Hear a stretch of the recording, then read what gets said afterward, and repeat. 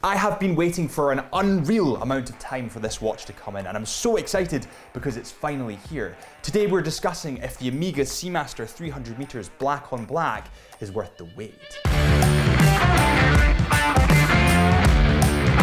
Welcome back to Time in the Wrist at Chisholm Hunter. My name is Harrison, as always, and I'm quickly becoming known as the Omega guy because I always preach about my Omega Seamaster 300 meters, the white dial. I believe it's one of the kings in the watch industry, and we get so many messages on the Chisholm Hunter Watch Instagram about this watch. But today we have the black ceramic version, the black on black version, and we're discussing whether it's worth the wait. But that is enough of my ramble. Let's get into the specs of this model. Let's compare it to my Omega Seamaster 300 meters that I have on at the moment. I mean, I've had this for 2 years, so I have a good gauge of what a fantastic watch looks like. But before we get into the specs, we have something pretty special. Stay there.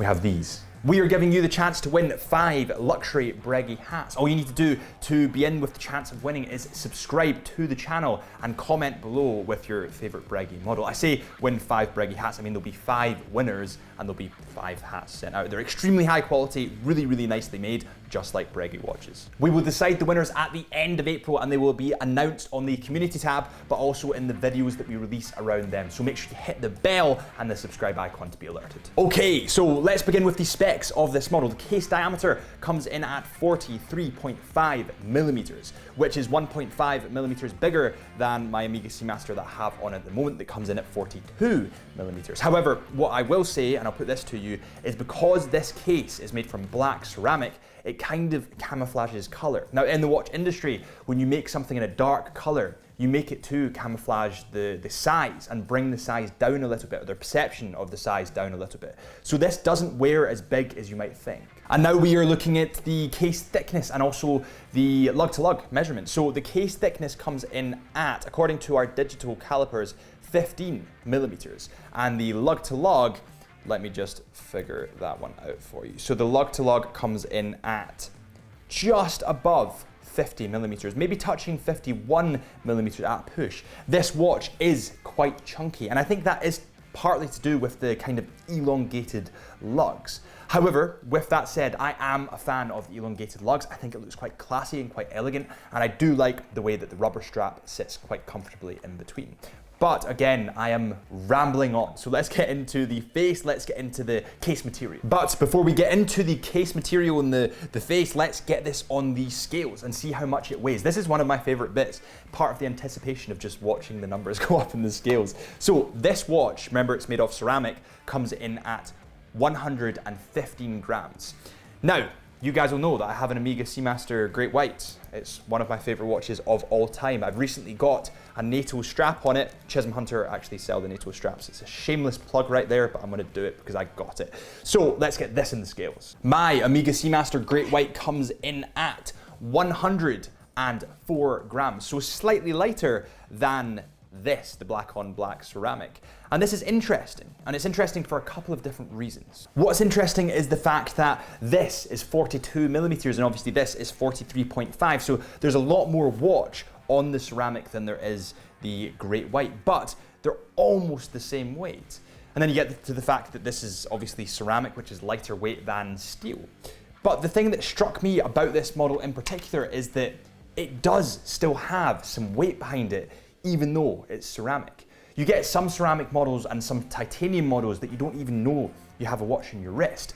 This still feels quality, it feels heavy, you can feel that you've got something there, and I quite like it. Now we get to the case and the rubber strap, but let's begin with that case because it's a very interesting feature. It's made entirely from ceramic, and it has a combination of polished ceramic, which looks beautiful by the way, and this kind of a brushed matte effect ceramic on the sort of inner side of the case just here.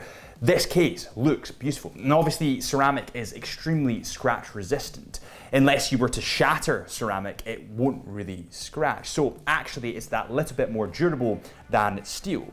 And for all intents and purposes, for my purposes, I love ceramic for that fact. When I'm up in the hills, when I'm doing photography and videography, I need something durable, I need something that won't scratch, and that's what ceramic is. To add to that, this black ceramic plays wonderfully against the black rubber strap. It is a really nice combination there because the ceramic is that little bit more gloss, whereas the sort of the straps that little bit more matte. It has a really nice kind of contrast and adds a layer of depth. To add to that, my Omega that I have on at the moment used to have the rubber strap, and a matter of fact, I have the rubber strap just here. I've just changed over to a NATO. I had that strap for about 2 years, and it did me extremely well, and I'm actually going to keep it and maybe use it in the future. Another really nice subtle detail that makes this watch really stand out to me and really luxury is that on the clasp just here, or the buckle, it has, obviously it's in ceramic as well, which is one point, but it actually has the Omega logo sort of etched into this, and it's lowered into the ceramic.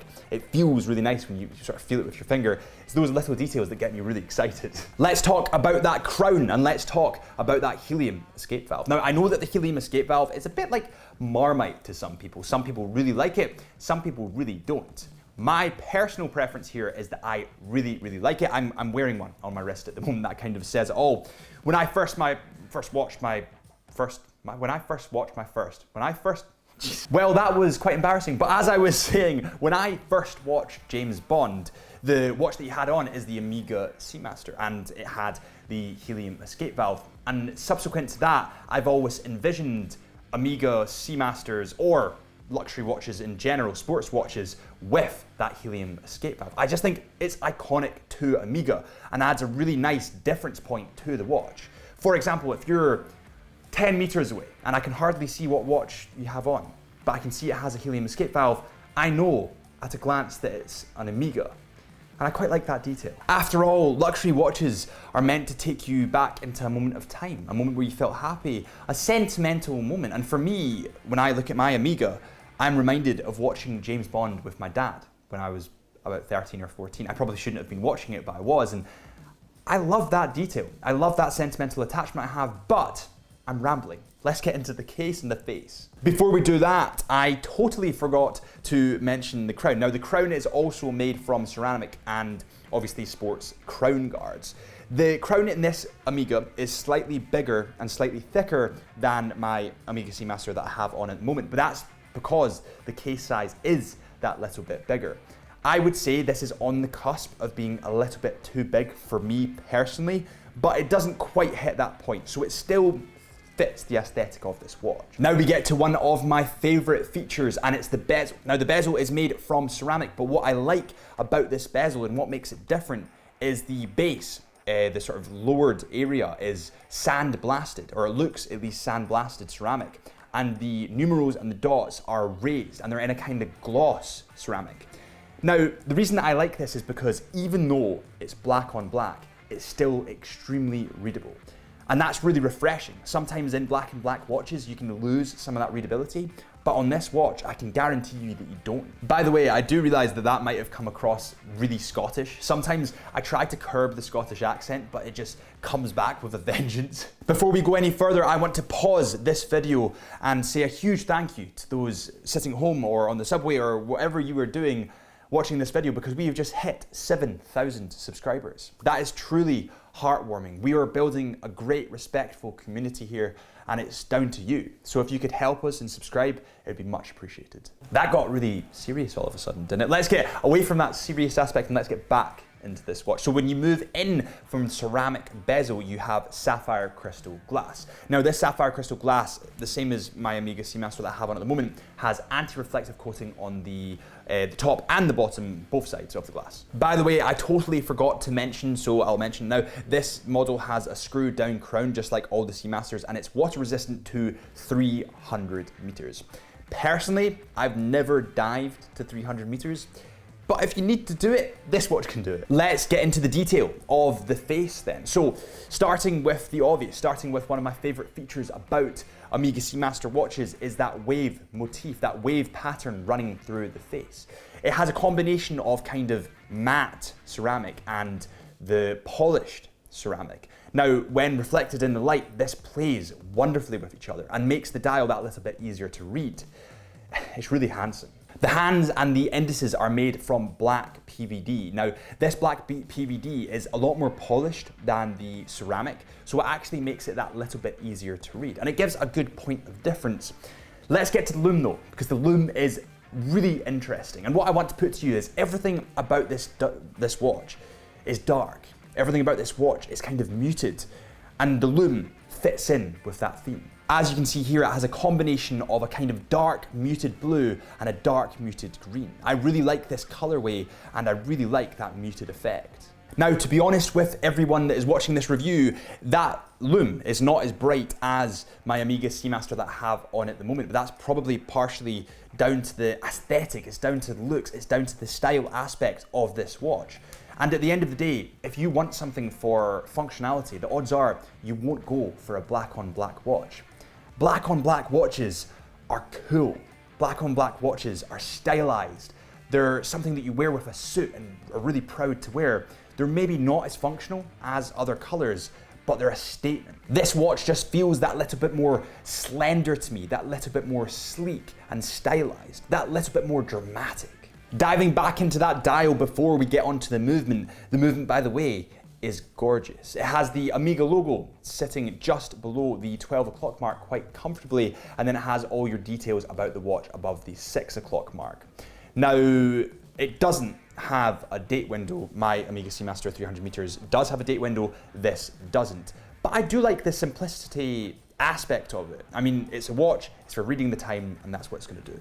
Before we move on to the beautiful movement, we have a tradition here at Chisholm Hunter, and it's called a wrist check. What watch have you got on your wrist right now? Let me know in the comments. At the moment, I have the Omega Seamaster 300 meter diver, the white dial, and obviously I have that new NATO strap that I picked up from Chisholm Hunter. By the way, Chisholm Hunter authorized retailers for Omega, so if you want to pick up some more straps or an Omega watch, then I'll link it in the comments. The movement in this Omega is the caliber 8806. It's an in-house movement, it's a self-winding movement, and it has a coaxial escapement. It's certified by Master Chronometer, approved by METAS, and resistant to magnetic fields reaching 15,000 Gauss. It has a free sprung balance with silicone balance spring, and it's automatic winding in both directions. And finally, it has a power reserve of 55 hours. We've covered the bezel, we've covered the face, we've covered the dial, we've covered the case, we've covered everything there is to cover, but what we haven't answered is the question I asked myself at the start of this review. Is this worth the wait? To me, this watch is more of a statement in style than it is a functional tool watch. Now, that isn't necessarily a bad thing. More often than not, I see people with very expensive watches that have tons of complications. Do they ever use the complications? Probably not. So it depends what you're wanting to go for. Are you wanting to go for style? Or are you wanting to go to functionality? Have I ever dived with my Omega Seamaster 300 meter diver? No. So actually, I probably picked this more out of the style than the functionality. You know, I read another funny comment that you guys have put on one of the videos the other day, talking about desk divers. Now, I didn't even know what desk divers were, but now I understand. I would probably consider myself a bit of a desk diver. I do have a diving watch, and I've probably never, actually no, I haven't dived ever in my life. So I suppose the question still remains, is this watch worth the wait? In my opinion, yes, it is worth the wait, and let me explain why.